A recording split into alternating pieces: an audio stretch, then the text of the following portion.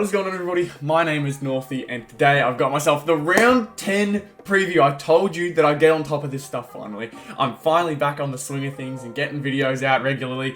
I'm so glad that it's happening. It feels like a big achievement for me. It really shouldn't, but here I am, getting really excited about doing a round 10 round preview, knowing especially with North Melbourne season and the way it's going. But we're here and I'm finally feeling confident. I'm feeling good about how we're going to be doing this week. Also, I will quickly mention these are new and I don't know how to feel about them, so I'm going to my comments section. Let me know what you think of them. Glasses on, glasses off, let me know. I won't be offended if you don't like them, but if you do like them, great.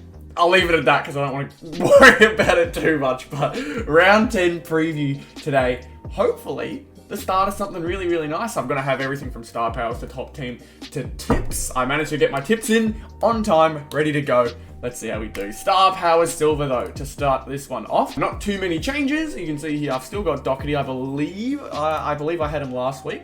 The young guns I've switched in for Chad Warner because they are playing North Melbourne, and North Melbourne have already a depleted midfield. They're starting George Wardlaw for the first time this week, which is super exciting, but at the same time, it's a very inexperienced midfield, not as strong, so Chad Warner should be able to get his plays. We're going to have Charlie Cameron in this week again, although he didn't have the greatest week last week.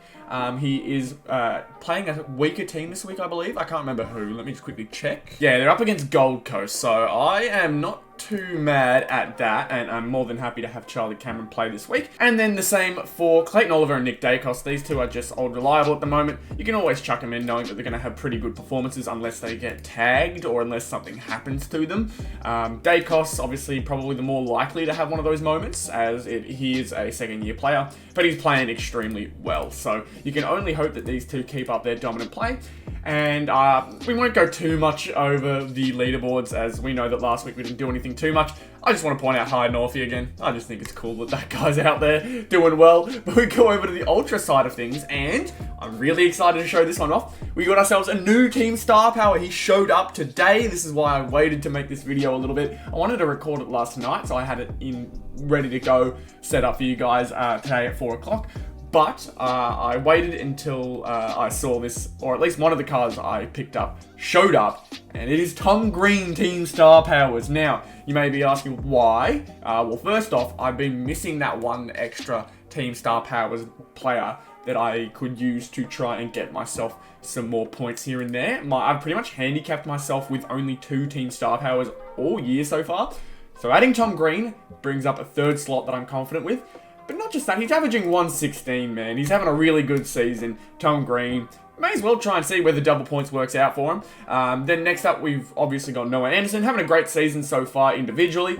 So we keep his team star powers. And then Jaden Short is going to remain here. However, there is a replacement that I'm hoping to get soon. If I'm being honest, I'd rather have the other one show up than the Tom Green. Or maybe that's a lie, because Tom Green adds a third one in there, so at least we're getting more points just naturally. The other Team Star Powers card that I've picked up is going to be replacing Jaden Short for sure.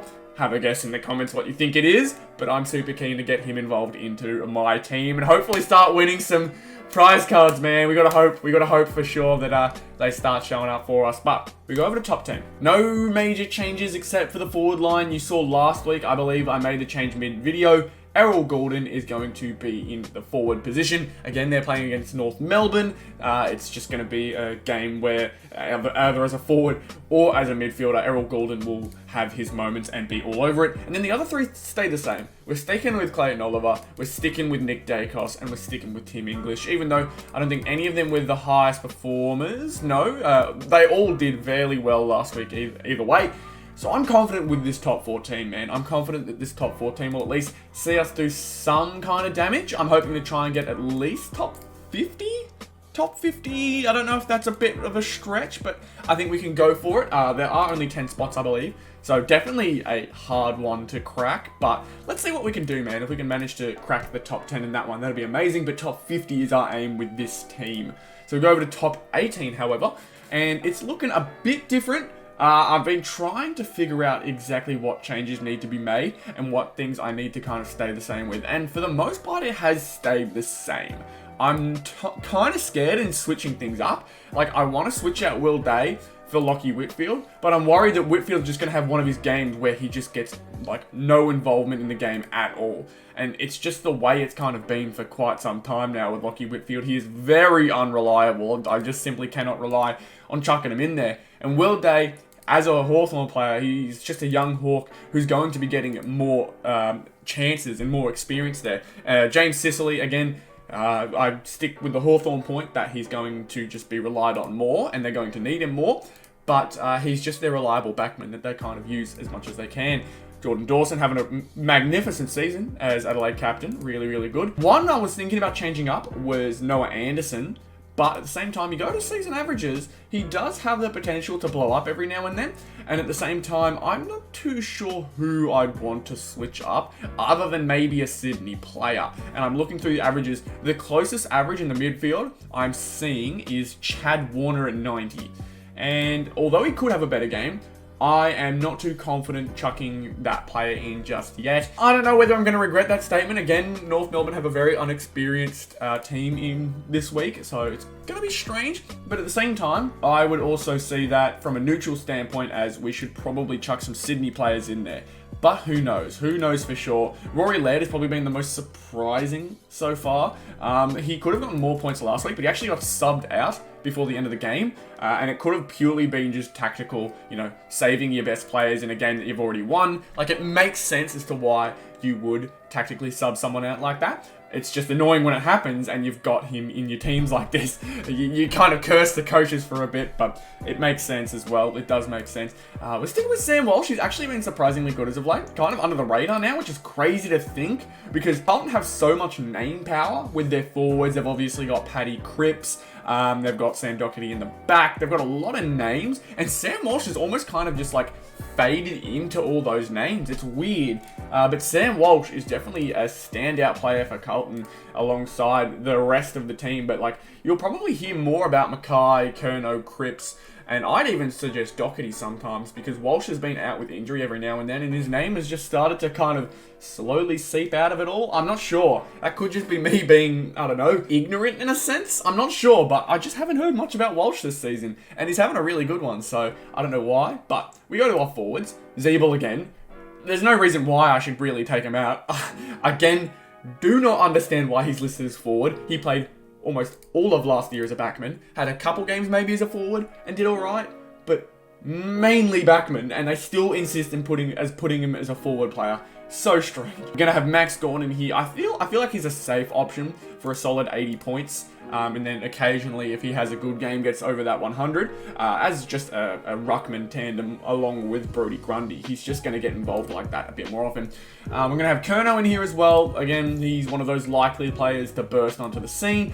Charlie Cameron, I feel like although last week was a rough performance for him, this week is primed for him to have a really, really good performance against Gold Coast. Although Gold Coast can have their moments of really, really exciting play, the Q Clash is going to be good fun, and I'm expecting an all-out war. I always expect wars with these clashes, and like the same goes with GWS and Sydney. Like, even though you feel like they're two different skill levels, they just clash hard, and it's big games. Love them. Errol Goulden as well, like I mentioned, he's staying in there. And then Jeremy Cameron, again, having a really good season. Going to keep him in there. There's just those consistent players.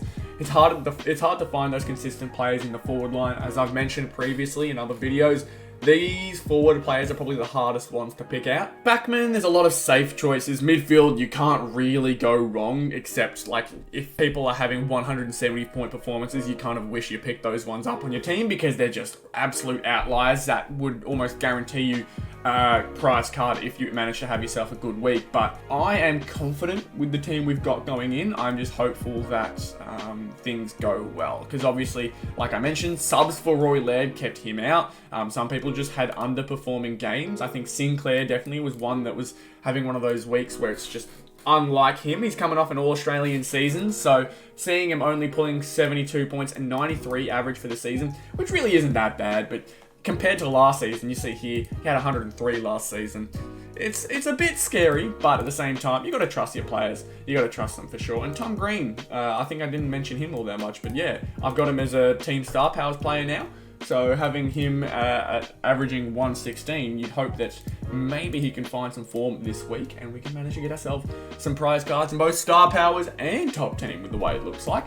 But yeah, nothing too crazy. We did manage to crack 100 for the rank in this round, but like I mentioned, we're aiming for 50 now. We're aiming for 50 in most game modes. If we can try and get top 50, that'd be awesome. But finally, we're gonna head over to the tips. We're gonna change my tips, change and whatever it is, but this is what I've got going into round 10. I've got Melbourne beating Port, although Port do have a 6-game win streak. Melbourne just have the occasions, especially with 2 ruckmen like they do right now, where they look very dominant. But again, Melbourne are flying a bit under the radar. They were so dominant in 2021. 2022, obviously, they had their fumbles, which saw them out in straight sets, but I still see them as a very competent side, a very dominant side, so we'll see how that all works out. Unfortunately, at the moment, North versus Sydney is pretty obvious to tell. Western Bulldogs versus Adelaide. I've gone the Dogs. Now, this could be very interesting. It's in Ballarat.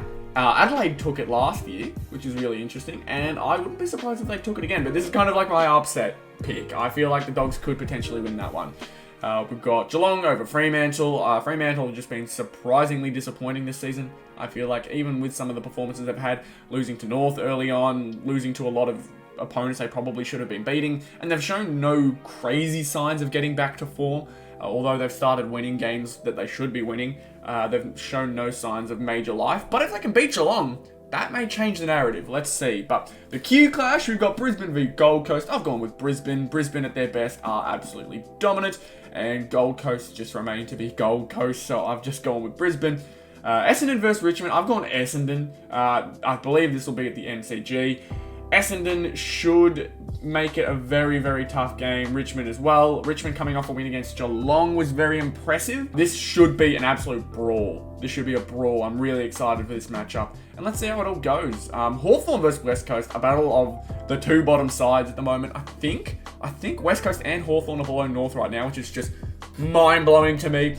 But we're going to go with Hawthorn. Don't ask me why. I've just picked Hawthorn, mainly because I think it's because I've got a lot more Hawthorn players in my lineup, so why not? Collingwood versus Carlton. Carlton are starting to look very average. I don't know why. It's like their stars shine, but everything else around it crumbles. I don't know how to describe it, but Collingwood have just been the consistently better team so far. We're going to go with Collingwood. And then Saints versus GWS. GWS at times can surprise you, but I'm going with St Kilda. Hopefully they've got that fight to win after a disappointing week last week against Adelaide. So, let's see how this week goes. It's the first time in a good while that I've done tips like this, but who knows, man? Who knows? It could be a good week. If you did go enjoy this video, and if you like the glasses, please say you like the glasses. I really like them, I'm not going to lie.